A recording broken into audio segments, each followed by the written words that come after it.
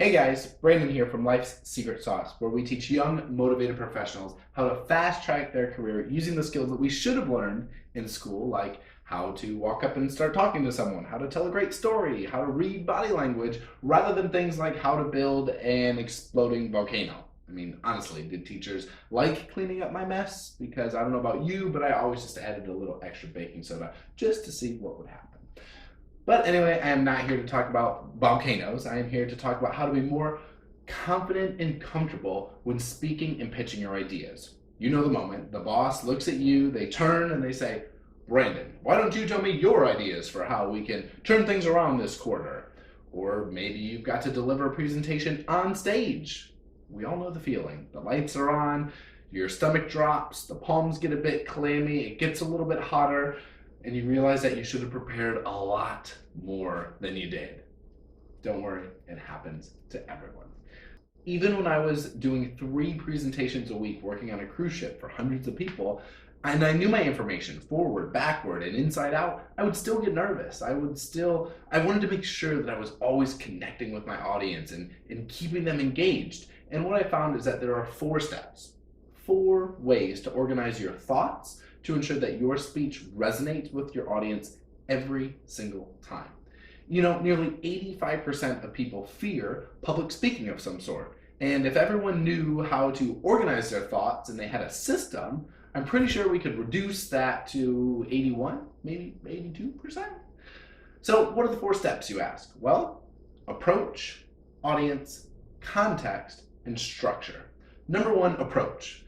This has to do with your mindset, your mental mindset going into the situation. So many times we enter a public speaking arrangement and we freak ourselves out way before it even starts because we only see it as an opportunity to fail, to fall on our face, to just break down. Basically, we just look at the negative side. We look for the failure. The goal here is to shift your mindset.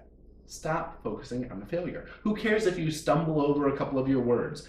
Think of it as your opportunity to shine. It's your chance to share your idea, your thoughts with the world. So approach a situation with openness and think about all the positives that can come. So don't focus on the negative, switch your mindset because you've got to start up here. You've got to start up here by focusing on the positives or else you're never going to make it. Number 2, your audience. Who are you talking to? Is it friends, family, bosses, colleagues, customers?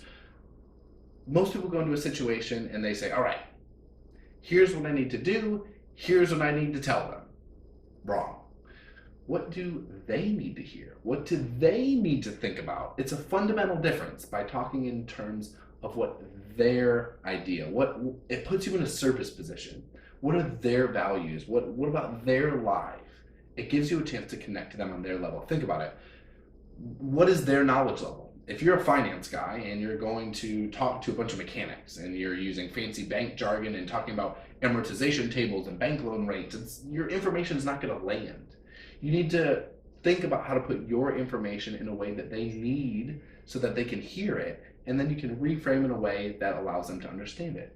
How can you use metaphor? How can you use stories to put things in their terms to get your point across? Think about what are their expectations. You know, if you're selling someone, if you're giving a pitch, you are obviously not the first person in the world to sell something to someone else. They know what a sales pitch is. If you're introducing yourself, they know how people introduce. Now, you don't have to actually choose to follow that method, but you at least need to know what are you doing and what do they expect. One of my favorites about going against the grain comes from my dad. You know, we all have a dad, and you think about it, what happens when you make dad angry? He raises his voice, he gets a little more intense, he gets a little scary. But how do you know when you made dad really angry? That's when the voice drops, almost to a whisper, and it gets even more intense. I don't know about you, but that was always the scarier dad than the loud, angry dad. So you don't always have to do what they expect, but you at least need to know what is the expectation so you can either follow it or do the opposite and use it to your advantage. The point here basically is that you need to appreciate your audience. Who are you speaking to? What's going on inside their heads? The more you know about who you are speaking to, you're better able to connect to them and stop talking to or at them and start talking with them. Number 3, context. Where, when, and what time is your presentation? If you don't know, I would ask. Now, it's a different presentation, whether you're in a small office or the conference room or you're on stage. Are you going to be talking in the morning? You better have some extra energy and some pep in your step to wake people up. Are you presenting before lunch? You better keep it short and sweet and succinct so they can focus on your idea. Are you presenting at the end of the day when everyone's checked out and thinking about happy hour already? Now, the context isn't just physical, but it's also the context of your content. Try saying that. Context of your content. Try saying that 3 times fast. But basically, what's the goal of your information that you're providing? Are you being motivational? Are you instilling fear, excitement, confidence? What's the overarching theme? And then weave that information throughout your words. Also, think about how you're communicating. Is it in person? Are you talking via Skype or online, or are you on the telephone? Make sure that you're adjusting to each scenario as well, because if you go in to pitch in person and you have a telephone script in your hand, it's probably going to land not the way that you want it to. And then number 4, last but not least, is structure. We've all heard rambling stories and pitches that started here and then went to there and then back to here and then over to there, and then you lose focus and your audience is gone. We are already the most ADD generation in history, so going in off the cuff and thinking that you're going to wow your clients, probably not the best way to go about it. You should do some prep work, because people recall information nearly 40% better when it comes in a structured way. Think about it.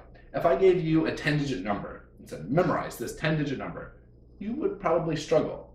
But for ages, people had to remember 10-digit numbers. How long is your phone number? 10 digits. But we don't have to think about that now. You just say, hey Siri, call mom, and mom's phone number pops up and her picture is there. But we broke it down to manageable parts. A 10-digit number became 3, 3, and 4. There was structure to it.